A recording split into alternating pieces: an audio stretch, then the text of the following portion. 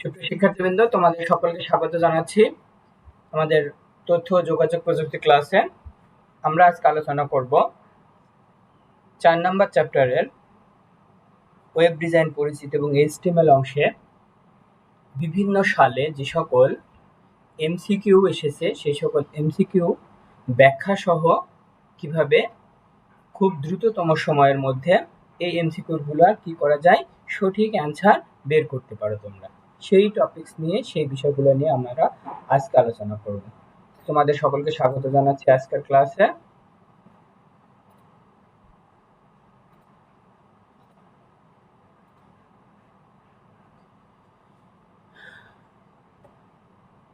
তো আমাদের আজকের ক্লাসের মূল টপিকস হচ্ছে বোর্ড পরীক্ষায় যে সমস্ত এমসিকিউ এসেছে সেই সমস্ত এমসিকিউর ব্যাখ্যা সহ আলোচনা।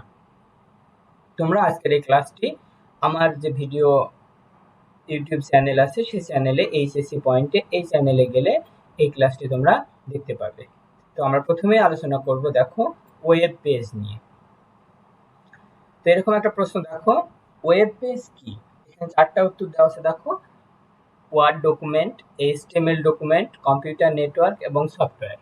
আমাদের প্রথম কাজ হবে যে অন্যান্য উত্তরগুলো কেন হবে না, এই 4টার মধ্যে একটা সঠিক উত্তর আছে এবং বাদবাকি 3টা উত্তর, যে 3টা উত্তর হবে না আমরা সেই 3টা উত্তরকে নিয়ে আলোচনা করব যে কোন ক্রাইটেরিয়া বাদ পড়ার কারণে ওই উত্তরগুলো এই 1 নম্বর প্রশ্নের সাথে সঙ্গতিপূর্ণ হবে না। ঠিক আছে? তো ওয়েব পেজ কি, এটা যদি আমরা একটা ডেফিনেশন দেখে আসি তাহলে কি হবে দেখো, ওয়েব পেজ হলো এক ধরনের ওয়েব ডকুমেন্ট যা কি করে, ওয়ার্ল্ড ওয়াইড ওয়েব বা ডব্লিউডব্লিউ বলি যাকে আমরা, এবং ইন্টারনেট ব্রাউজার ব্যবহারের জন্য উপযুক্ত। ইন্টারনেট ব্যবহারকারীদের দেখার জন্য বিভিন্ন দেশের সার্ভারে কি রাখা আছে, যে ফাইলটা রাখা আছে সেই ফাইলকে আমরা কি বলছি, ওয়েব পেজ বলছি। তাহলে ওয়েব পেজ সাধারণত কি দ্বারা তৈরি হবে, এইচটিএমএল দ্বারা তৈরি হবে। তাই ওয়েব পেজ হলো কি ধরনের একটা এইচটিএমএল ডকুমেন্ট। তাহলে ওয়েব পেজ কি বলেছি দেখো, ওয়ার্ড ডকুমেন্ট হবে না। কেন ওয়ার্ড ডকুমেন্ট হবে না বলেছি, আমরা ওয়েব পেজ তৈরি করি আমরা কি দিয়ে, এইচটিএমএল ল্যাঙ্গুয়েজ দিয়ে। আচ্ছা, তাহলে ক নাম্বার বাদ গেল। গ নাম্বারে কি বলছে, আমরা কম্পিউটার নেটওয়ার্ক, এটা আমরা এই ক্রাইটেরিয়া থেকে বাদ দিয়ে দিচ্ছি। আবার ওয়েব পেজ কি, সফটওয়্যার, এটা আমরা বলতে পারছি না। তাহলে আমাদের সঠিক উত্তর কি হচ্ছে দেখো, ওয়েব পেজ হলো এইচটিএমএল ডকুমেন্ট। কেননা ওয়েব পেজ তৈরি করা হয় কি দিয়ে, এইচটিএমএল দিয়ে বা এইচটিএমএল ল্যাঙ্গুয়েজ ব্যবহার করে। আশা করি ক্লিয়ার হয়েছে। পরের প্রশ্নে চলে যাই আমরা। তাহলে আগের যে ব্যাখ্যাটা দেখলাম আমরা, সেই ব্যাখ্যা থেকে আমরা কি বলতে পারি দেখো, ওয়েব পেজ এটা কি হবে এখন, সফটওয়্যার হবে না, অ্যাপ্লিকেশনও হবে না, ইন্টারনেটও হবে না, তাহলে কি হবে, ওয়েব ডকুমেন্ট। ঠিক আছে, আগের প্রশ্নের ব্যাখ্যা থেকে আমরা এটা বলতে পারি ওয়েব পেজ হচ্ছে ওয়েব ডকুমেন্ট। এরপরে আসি দেখো, ওয়েব পেজের প্রথম পৃষ্ঠাকে কি বলে। তো এখানে যে যে অপশনগুলো দেওয়া আছে দেখো, hyperlink page, home page, link page, first page.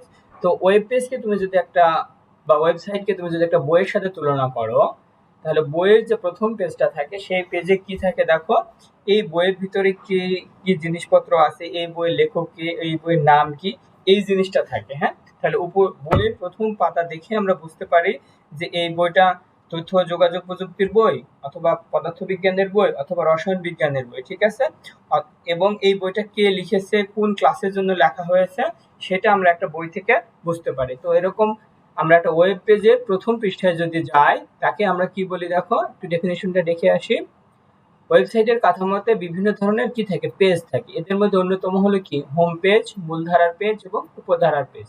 তাহলে ওয়েবসাইটে প্রথমে ঢুকলে যে পেজটি প্রদর্শিত হবে তাকে আমরা কি বলবো, বাড়ির পেজ বা হোম পেজ। একে স্টার্ট পেজও বলা হয়।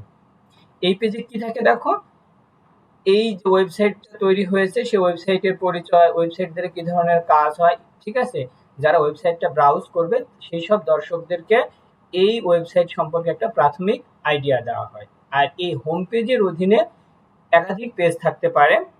ঠিক আছে, তাহলে 3 নম্বর প্রশ্নের আনসার হিসেবে আমরা কি বলবো, ওয়েব পেজের প্রথম পৃষ্ঠাকে আমরা কি বলবো, হোম পেজ। চলো যাই আমরা পরের প্রশ্নে। কোনো ওয়েবসাইট কাঠামোতে যে কোনো পেজ থেকে সরাসরি হোম পেজে যায়, এটা রাজশাহী বোর্ড 2019-এর একটা প্রশ্ন।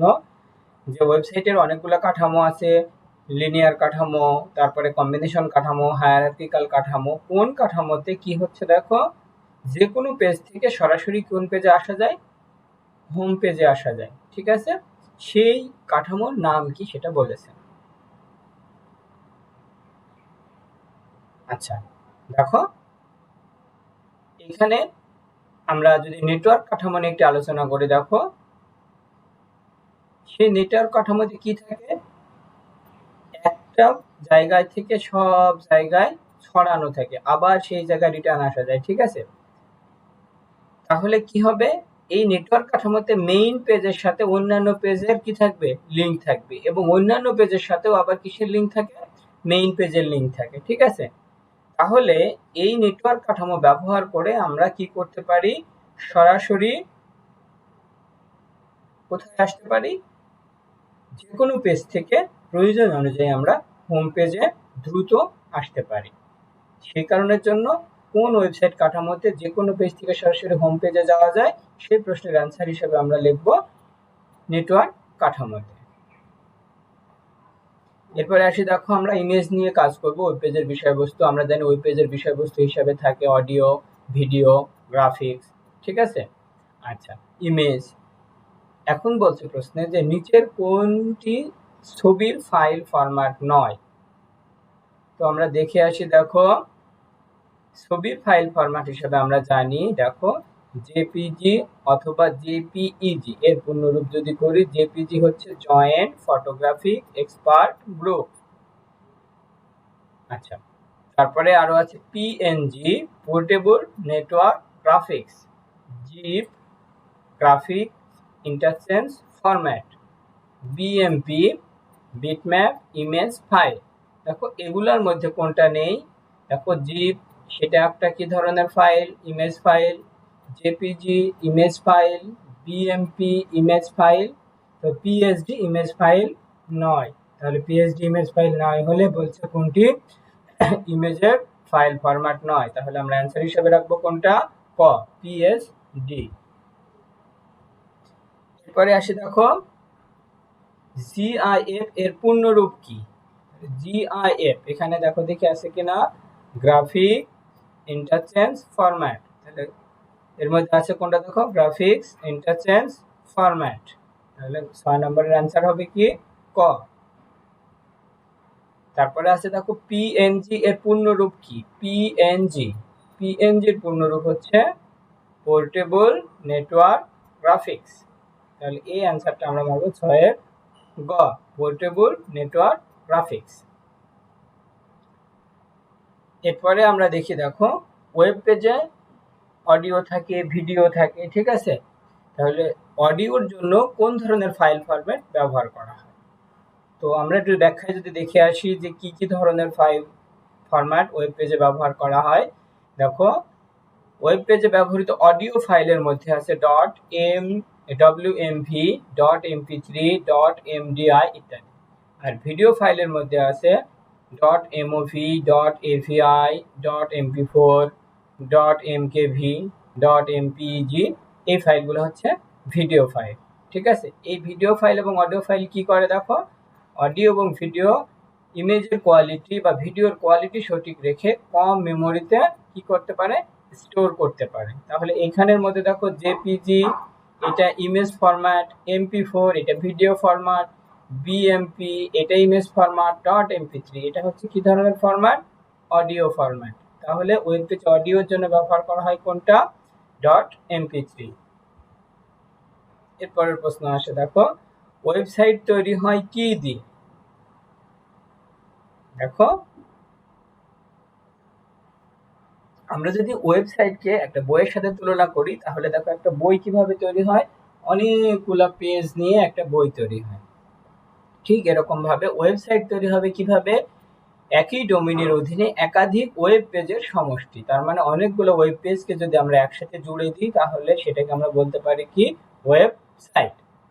ওয়েবসাইটে প্রথমে ঢুকলে আমরা এর আগে দেখে আসলাম যে পেজটি পাবো সেটির নাম হচ্ছে কি, হোম পেজ। আর ইন্টারনেট কি করে, সার্বক্ষণিকভাবে কার সাথে যুক্ত থাকে, সার্ভারের সাথে যুক্ত থাকে। আর এই সার্ভারটাকে কি বলা হয়, এই যে ওয়েবসাইটে আমরা রাখবো, ওয়েবসাইটগুলো যেখানে রাখবো সেটাকে আমরা কি বলবো, সার্ভার। আর এই সার্ভারটাকে কি বলবো আমরা, ওয়েব সার্ভার। তাহলে এখানে দেখো ওয়েবসাইট তৈরি হবে কি নিয়ে, একাধিক ওয়েব পেজ নিয়ে। ঠিক আছে, বইয়ের যেমন পেজ থাকে, ওয়েবসাইটও তৈরি হবে একাধিক ওয়েব পেজ নিয়ে। ওয়েবসাইটের একক ঠিকানা, এটা হচ্ছে বরিশাল বোর্ড 2019-এর প্রশ্ন। দেখো প্রত্যেকটা ওয়েবসাইটের আলাদা আলাদা একটা ঠিকানা আছে। ঠিক আছে, এই ঠিকানা দিয়েই কি করা হয়, ওই ওয়েবসাইটটিকে ইন্টারনেটে অজস্র সার্ভারের মধ্যে বা অজস্র ওয়েবসাইটের মাঝখান থেকে কি করে নিয়ে আসা হয়, খুঁজে বের করে নিয়ে আসা হয়। এই ঠিকানাটাকে কি বলা হয়, এই ঠিকানাটাকে বলা হয় দেখো ইউআরএল। একক ঠিকানা হচ্ছে ইউনিফর্ম বা ইউনিভার্সাল রিসোর্স লোকেটর। ইউআরএল এর পূর্ণরূপ হচ্ছে কি, ইউনিফর্ম রিসোর্স লোকেটর। একটি ওয়েবসাইটের বা পেজের পূর্ণাঙ্গ কি হয়, এটা হলো অ্যাড্রেস। এই অ্যাড্রেসটাকে কি বলা হয়, ইউআরএল বা ঠিকানা। পৃথিবীতে একটি ইউআরএল যুক্ত একটা মাত্র ওয়েবসাইট থাকবে,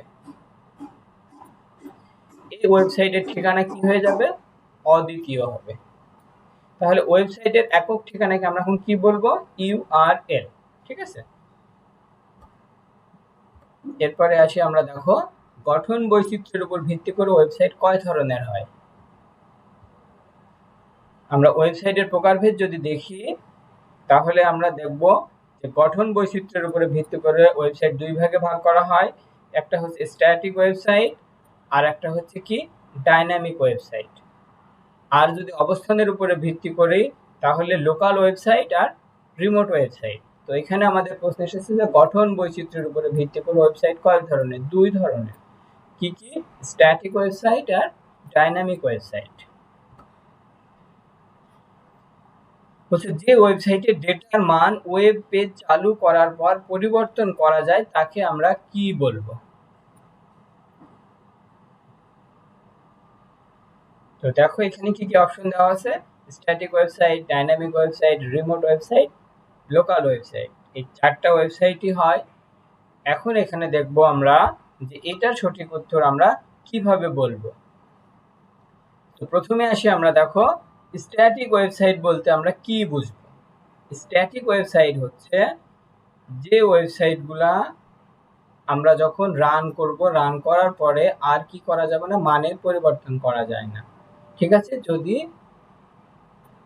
না এই ওয়েবসাইট কন্ট্রোল যাদের দায়িত্ব থাকে তারা ওই ওয়েবসাইটটার মান কি করে দেয়, পরিবর্তন করে না দেয়। আর ডাইনামিক ওয়েবসাইট হচ্ছে কি, দেখো যে সকল ওয়েবসাইটের ডেটার মান ওয়েব পেজ চালু করার পর পরিবর্তন করা যায় তাকে ডাইনামিক ওয়েবসাইট বলে। যেমন ধরো তুমি ক্রিকেট খেলার একটা ওয়েবসাইট, যেমন ESPN cricinfo.com এ প্রত্যেক বলের সাথে সাথে কি হবে, এই ওয়েবসাইটটার পরিবর্তন ঘটবে। তাহলে এই ধরনের ওয়েবসাইটকে কি বলবো আমরা, স্ট্যাটিক ওয়েবসাইট। আবার তুমি দেখো একটা সরকারি কলেজের ওয়েবসাইট বা তোমার পার্সোনাল একটা ওয়েবসাইট কি হচ্ছে, তুমি চেঞ্জ করছো তারপরে চেঞ্জ হচ্ছে, তাহলে এই ধরনের ওয়েবসাইটকে আমরা কি ওয়েবসাইট বলবো, ডাইনামিক ওয়েবসাইট না বলে স্ট্যাটিক ওয়েবসাইট বলবো। তাহলে যেটার মান পেজ চালু করার পর পরিবর্তন করা যাবে সেই মানটাকে আমরা কি বলবো, ডাইনামিক ওয়েবসাইট বলবো। এই ডাইনামিক ওয়েবসাইট তৈরি করার জন্য শুধু শুধু HTML ব্যবহার করলে হয় না, HTML এর ভাষার সাথে সাথে আরো কি কি লাগে, PHP লাগে অথবা ASP লাগে। ঠিক আছে, এবং এই ওয়েবসাইটটাকে চালাতে হলে যেমন কি লাগবে, ডেটাবেস লাগবে। ক্রিকেট খেলার স্কোর, তাহলে ক্রিকেট খেলার আগের স্কোরের সাথে বা একজন ব্যাটসম্যানের ধরো রান কত হয়েছে, একজন বোলারের কত ওভার বল করেছে, তারপরে কতটা মিডেন পেয়েছে, কতটা সে উইকেট পেয়েছে, সেগুলো যদি অ্যানালাইসিস করতে হয় তাহলে কি হবে, একটা ডাটাবেস দরকার হয়। সেই ডাটাবেস ব্যবহার করেই কি করা যাবে, তার ক্রিকেট খেলার যে ওই দিনের খেলার স্কোর আগের সাথে মিলিয়ে সে বলতে পারবে যে সে কতটি উইকেট পেয়েছে অথবা টোটাল কতগুলো রান সে দিয়েছে অথবা ব্যাটসম্যান হলে রান সে করেছে। তাহলে এই ধরনের ওয়েবসাইটকে আমরা কি বলবো, ডাইনামিক ওয়েবসাইট। তাহলে যে সকল ওয়েবসাইটের মান ওয়েব পেজ চালুর পর পরিবর্তন করা যায় তাকে আমরা কি ওয়েবসাইট বলবো, ডাইনামিক ওয়েবসাইট বলবো। এরপরে আসি দেখো ডেটাবেস কোন ওয়েবসাইটে ব্যবহৃত হয়। আমরা আগেই বলে আসলাম ডাইনামিক ওয়েবসাইট তৈরি করার জন্য কি ব্যবহার করা হয়, ডেটাবেস ব্যবহার করা হয়। তাহলে এখানে আমরা বলবো ডাইনামিক ওয়েবসাইট। আচ্ছা, ডাইনামিক ওয়েব পেজ তৈরিতে ব্যবহৃত হবে কোনটা, দেখো ডাইনামিক ওয়েব পেজ তৈরিতে ব্যবহৃত হবে এইচটিএমএল লাগবেই, তার সাথে সাথে কি কি লাগে, পিএইচপি লাগে। সেজন্য আমরা যেহেতু স্ট্যাটিক ওয়েবসাইট তৈরি করতে শুধু এইচটিএমএল লাগে, আর ডাইনামিক ওয়েবসাইট তৈরি করতে এইচটিএমএল প্লাস পিএইচপি বা এএসপি এগুলো লাগে, সেই কারণের জন্য আমরা এখানে অ্যান্সারটা বলবো কি পিএইচপি।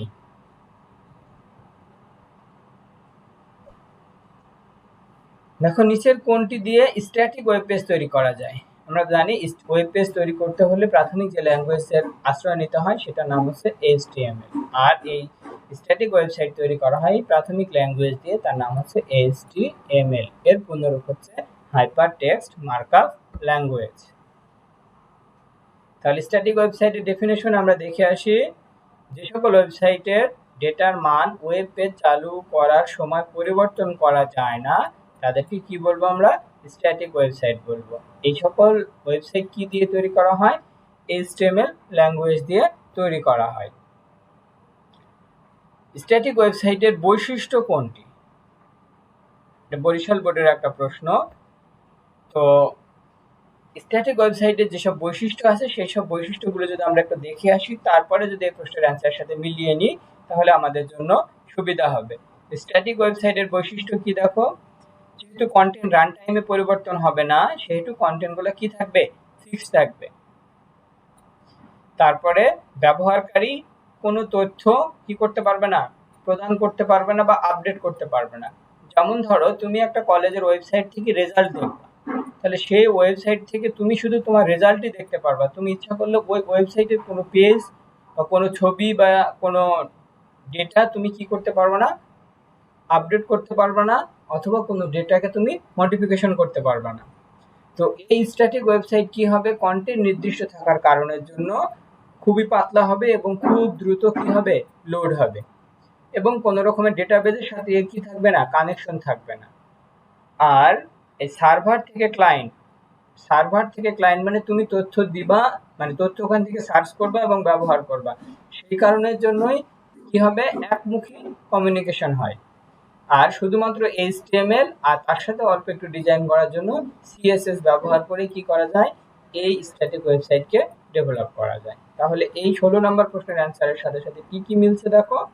স্ট্যাটিক ওয়েবসাইটের বৈশিষ্ট্য কোনটি হবে, স্ট্যাটিক ওয়েবসাইটের বৈশিষ্ট্য হবে ব্রাউজারে কি হবে, দ্রুত লোড হবে। কি কারণের জন্য, এটা ডেটাবেজের সাথে কোনো কানেকশন নেই, আর কি হচ্ছে এর কন্টেন্টগুলা ফিক্সড হয়ে আছে, সেই কারণের জন্য এটি ব্রাউজার খুব ইজি ওয়েতে খুঁজে বের করবে এবং লোড করতে পারবে।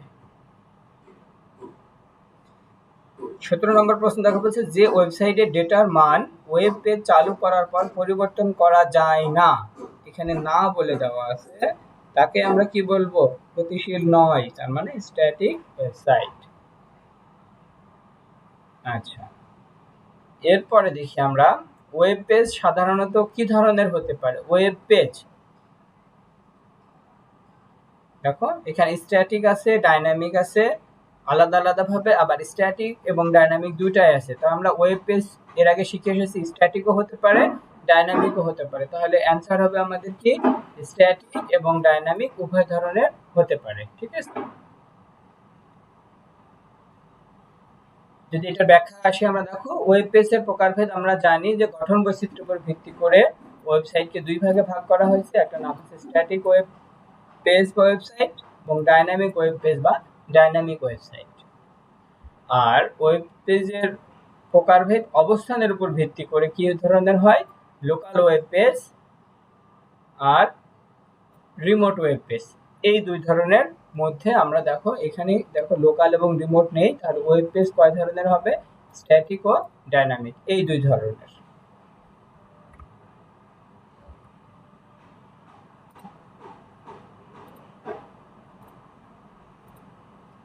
এরপরে আসি আমরা দেখো অল্প অল্প করে যদি আমরা আরো কিছু এমসিকিউ দেখে নিই।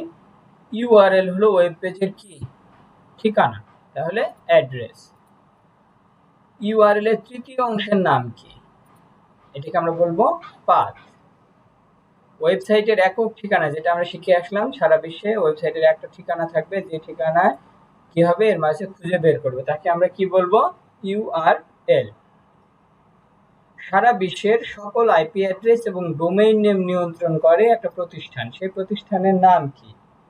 দেখো, সারা বিশ্বের যা ডোমেইন নেম এবং আইপি অ্যাড্রেস যাতে একই রকমের না হয় সেই কারণের জন্য একটা সংস্থা আছে, সেই সংস্থা কি করে?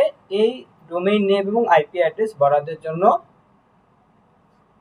দায়িত্ব থাকে। তাদেরকে কাজ হবে সারা বিশ্বের যে কোনো ওয়েবসাইটের ডোমেইন নেম এবং আইপি অ্যাড্রেস বরাদ্দ করা। তো এই প্রতিষ্ঠানটার নাম হচ্ছে internet corporation for assign names and number, তাহলে ICANN, এটা ICANN। দেখো এখানে একটা অক্টেট, দুইটা অক্টেট, তিনটা অক্টেট, চারটা অক্টেট, চারটা অক্টেট বিশিষ্ট এখানে একটা ঠিকানা দেওয়া আছে। এই ঠিকানাটাকে আমরা কি বলবো? IP address. ইউআরএল হলো ওয়েব পেজের কি? অ্যাড্রেস। আইপি অ্যাড্রেসকে শনাক্ত করার জন্য মোট কতটি বিটের প্রয়োজন? দেখো এখানে একটা আইপি অ্যাড্রেস দেওয়া আছে, এখানে একটা অক্টেট, এখানে একটা অক্টেট, এখানে একটা অক্টেট, এখানে অক্টেট, মোট 4টি অক্টেট আছে। এক একটা অক্টেটে বিট আছে কতগুলো? দেখো 8টা।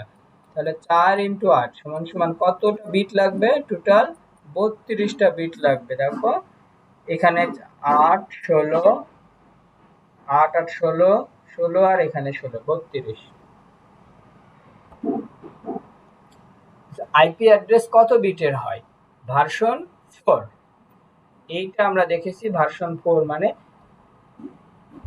দেখো এখানে 4টা অক্টেটে বিভক্ত করা আছে, তাহলে 4 আসছে 32 বিট। শিক্ষা প্রতিষ্ঠানে ব্যবহৃত টপ লেভেল ডোমেইনের নাম কি? শিক্ষা প্রতিষ্ঠান, দেখো এখানে যে অপশনগুলো দেওয়া আছে, এখানে .gov মানে গভর্নমেন্টাল বা সরকারি, .edu মানে এডুকেশন শিক্ষা সংক্রান্ত, .com মানে কমার্শিয়াল বা বাণিজ্যিক, .organization অর্গানাইজেশন মানে কি? সংস্থা, তাহলে এটা কি হলো? সংস্থা। এটা কমার্শিয়াল, কমার্শিয়াল, এটা হলো গভর্নমেন্ট বা সরকারি, আর এইটাকে আমরা বলছি শিক্ষা। টপ লেভেল ডোমেইন এডুকেশনাল বা শিক্ষা সংক্রান্ত। তাহলে অ্যান্সার হবে আমাদের গ নাম্বার।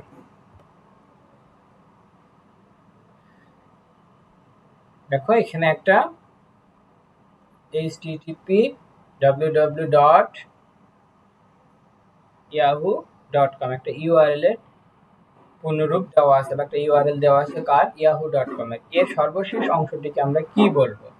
তাহলে .com মানে কমার্শিয়াল। এই কম দেখে আমরা বুঝতে পারবো, সর্বডানের যে অংশটা সেটা দেখে বুঝতে পারবো যে এটা কি হচ্ছে, কোন ধরনের প্রতিষ্ঠান, এটা কমার্শিয়াল প্রতিষ্ঠান নাকি সরকারি প্রতিষ্ঠান। তাহলে .com কমার্শিয়াল মানে হচ্ছে কি?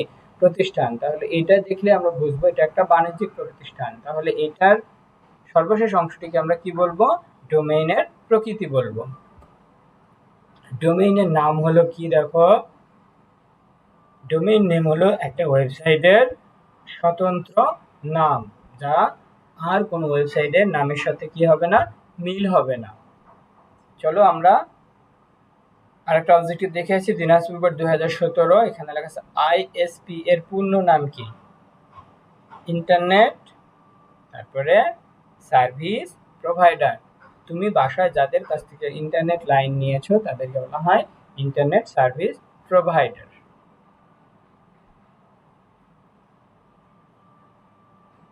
দেখো এখানে দিনাজপুর বোর্ড 19-এর একটা প্রশ্ন দেওয়া আছে,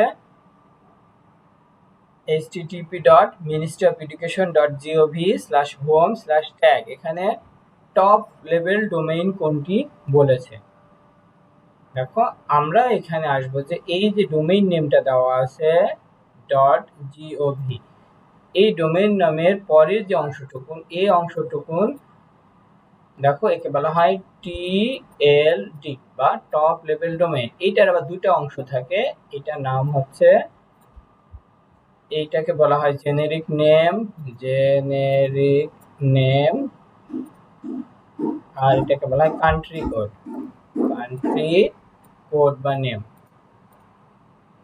ধরো এরকম যদি দেওয়া আছে এর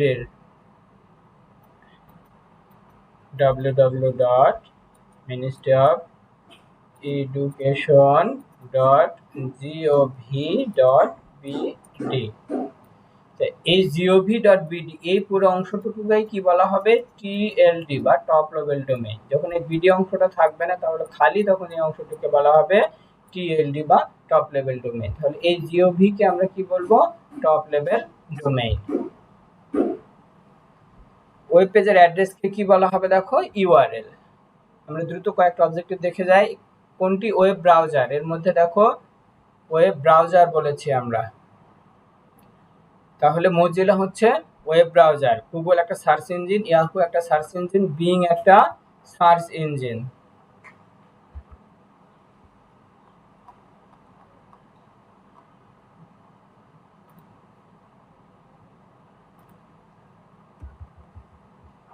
আচ্ছা, কোন ওয়েবসাইটকে যেখানে হোস্ট করা হয় তাকে কি বলা হয়?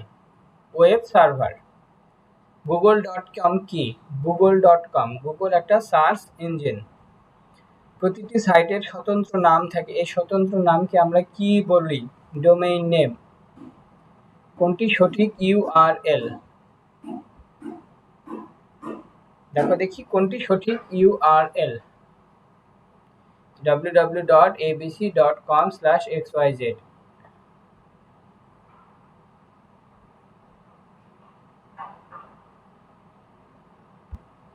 এরপরে আসে দেখো ওয়েব পেজে ocean.jpg নামে একটা ইমেজ যুক্ত করার জন্য এখানে একটা অ্যাট্রিবিউট ব্যবহার করা হয়েছে আইএমজি ট্যাগের সাথে, সেটা হচ্ছে